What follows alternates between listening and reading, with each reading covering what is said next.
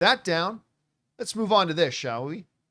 The counting clock says it's now been 6 freaking years since we've had a Star Wars movie in theaters. Thanks so much to the incompetence and everything, the way they've handled things over at Lucasfilm. I'll give credit where it's due. They've had some great stuff. Andor might be one of the, if not the greatest thing Star Wars has ever done. A couple of really good things, including at least the first couple of seasons of Mandalorian. People like the Mandalorian, even though a lot of us didn't love season 3. But we still love the Mandalorian and little baby Yoda that some people call Grogu. Well, since they couldn't figure out any way to get up and running any kind of real movie, they said, let's make an extension of a TV show episode and let's make that our next movie. And of course, Mandalorian and Grogu is now coming in 2026. That's going to be their next movie. Listen, I like Mandalorian. I'm going to go see it. But really, the only thing in 7 years at that point that you're going to be able to get together is a theatrical version of a TV show you've already done. Really? That's all we've got? Be that as it may. Sounds like that might not be the only one we're getting, Rob. Because according to a new report that's floating around there, unconfirmed, Disney and Lucasfilm may be eyeballing The Mandalorian to be a trilogy of movies. This comes to us from the folks over at Superhero Hype. Write the following. Daniel Richman, who's an online scooper, recently noted that Lucasfilm is seemingly looking to kick off a new Star Wars trilogy with 2026, The Mandalorian, and Grogu.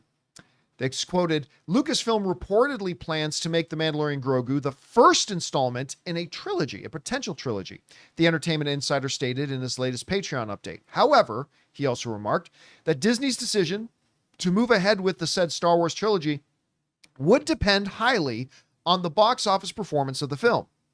It depends on how well the film does, Richmond says, which to me totally makes sense. Like, obviously, if you put out The Mandalorian and Grogu and it makes $1.2 billion, you make another one. Even I will concede that. If Mandalorian and Grogu makes $1.2 billion, of course you make another one. You'd be fired if you didn't. It would just make complete business sense. However, I do not believe this movie will be making $1.2 billion.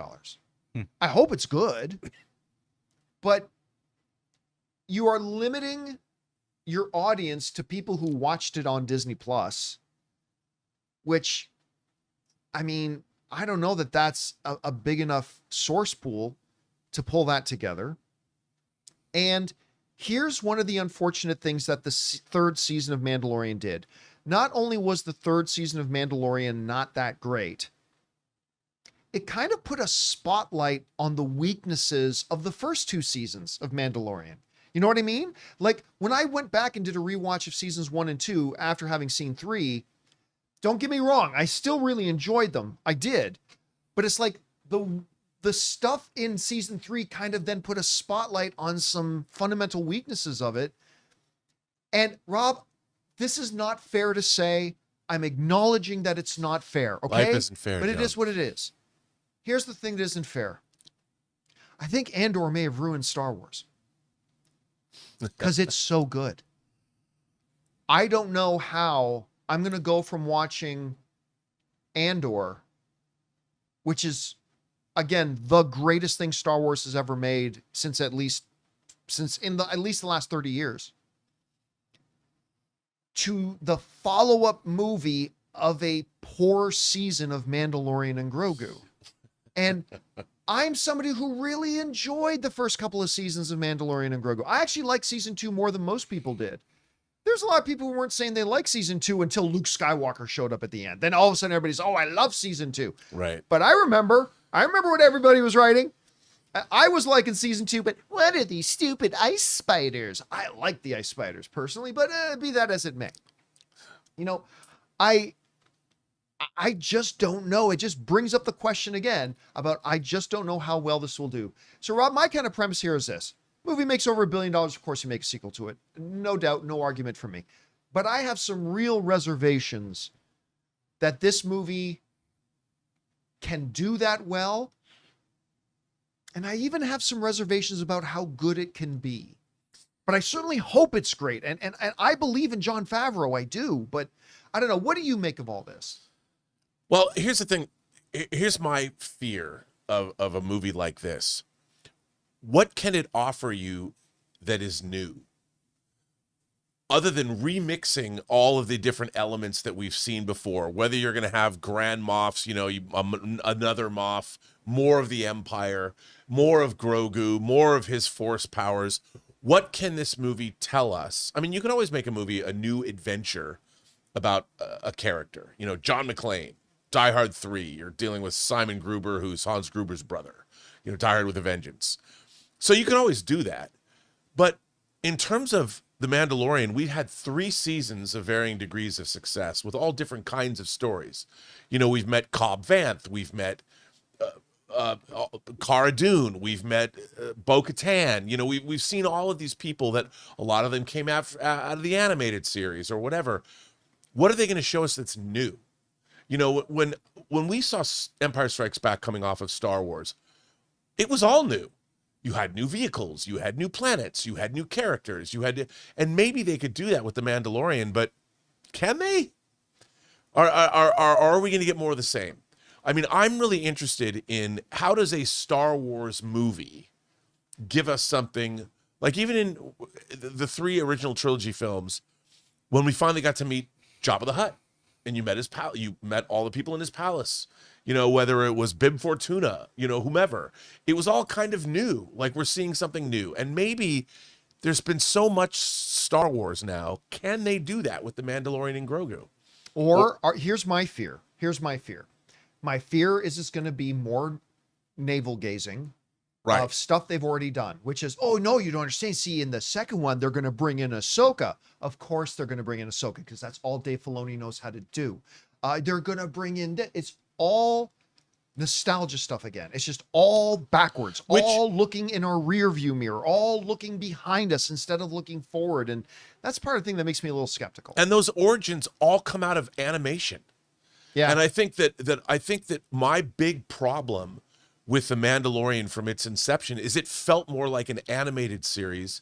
I mean, Andor was a series that was written for human beings that are dealing with human being concerns, where The Mandalorian and Grogu is just about, it's kind of up its own Star Wars tuchus, as they say. I mean, there's nothing outside of Star Wars that it tell me a story that expands on what you're doing. Like you said, it's navel gazing. It's just looking back at itself. You're seeing variations on a theme. Now, that's not to say it won't be good. Oh, I listen, as long as John Favreau is involved, I don't care what other detractions there are from it. There is a possibility this could be great. Yeah. And I hope it is. I really do. I'm just saying I have some skepticism right now. Yeah, I'm like, you're asking me to watch a movie that's based on a TV show. And I'm like, how is this going to be different than the TV show itself, other than the aspect ratio? I guess it's the same aspect ratio. Maybe less use of the volume. Oh, it better not have any volume, man. I mean, hey, listen, the volume is just like anything else, right? It's a tool. If there's a time and some shots that you have where the volume could work for you and work well, go for it. But it's like, just don't make it like every single. I'm not saying they have to do the Andor thing where they travel around the world to get all practical sets. Use the volume, yes, but just don't make it all just one big volume thing. I just hope it has a movie-worthy story. Something that has more oomph to it than the episodes that we were getting. Because, look, season 3 really put me off this show. It put me off the character. It put me off the whole premise of The Mandalorian. It has moments. Yeah. Season 3 had its moments that I really liked. But, yeah, overall it was pretty disappointing. So here's hoping. Anyway, guys, question is for you. There's a report out there saying that Disney may already be looking at making The Mandalorian a trilogy of movies. Of course, depending on how the first one does at the box office. But how excited should we be? Does it kind of show that maybe without Tony Gilroy there, that Lucasfilm is creatively bankrupt at this point? If all you've got is to make movies out of your TV shows that are not exactly doing all that strong. Ahsoka wasn't very good. Season 3 of Mandalorian wasn't very good. Not losing sight of the fact that season 1 and 2 were great. But it is John Favreau, and I'll always give John Favreau the benefit of the doubt. Whatever you guys think about this, jump down into the comment section below and let us know your thoughts. Hey guys, thanks so much for watching this video. Make sure you like the video, leave a comment, and subscribe to our channel. And don't forget, we have a daily podcast called the John Campea Show podcast, available on Apple Podcasts, Spotify, or your favorite podcasting app of choice. Go and subscribe to it today so it'll be there when you need it.